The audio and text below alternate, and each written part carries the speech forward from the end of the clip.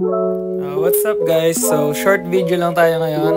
Para sa video natin ngayon, itong mga first batch ng ating longfin danyo na pinanganak noong August 18. Tapos parang hindi ako nagkakamali, parang nag-start sila mag-free swim ng August 22 or 23.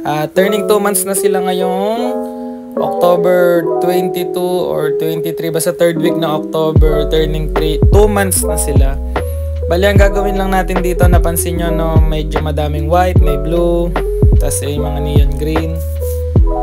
Simple lang gagawin natin yung umaga.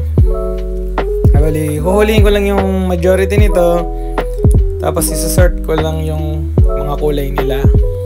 Ba't namin ginagawa yun? Bali, gusto kasi namin ma-maintain yung quality. Tulad yan, gusto lang namin na yung gusto lang namin kunin yung mga green, tapos yung white, pati yung mga nag-blue. Pwede naming gawing experiment dun sa blue, ay breed din sila para meron na din kaming longfin danyo na blue. At yung mga green naman, yun talaga yung plano namin, i-preserve yung line. Makikita nyo na may mga natira pa dun sa tab, pero okay lang yun, next time na lang namin yung isort kasi paalis din ako ngayong araw eh. At eto nga sila, no, magto 2 months pa lang sila, pero kita nyo naman, kita na yung pagiging longfin danyo nila. Ayan, makikita nyo mas visible sa black background. At ano, kung napapansin nyo, ang daming white.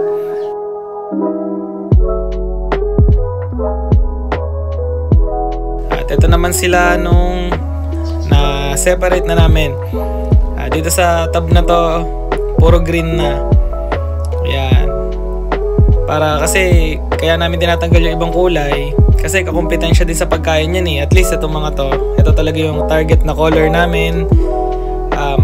Mas mapapakain namin to ng mas maganda kasi mababawasan yung kakumpetensya nila sa pagkain.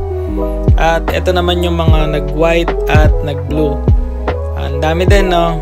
Pero okay lang yan dahil nabebenta pa rin naman yan para sa aming shop. Ito naman yung side view ng ating mga longfin. Ayan, kita nyo naman, kahit hindi sila neon green, maganda pa din.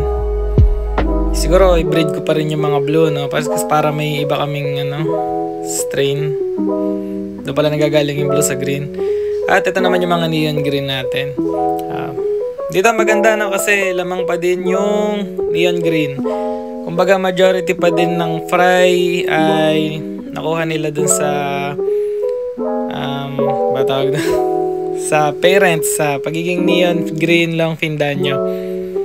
At ayan po sila, no? Siguro next month, 3 months of age, pwede na siguro namin itong ibaba, ilagay sa shop namin. Kasi medyo madami din naghihintay dito, no? Medyo madami na din nagtatanong, kaya pwede naman siguro namin ilagay na sa market ng 3 months old. At ayun lang po sa video na to. Maraming salamat po sa mga manonood. Stay safe po sa lahat. God bless. Next video po natin ay step by step danyo egg to fry care.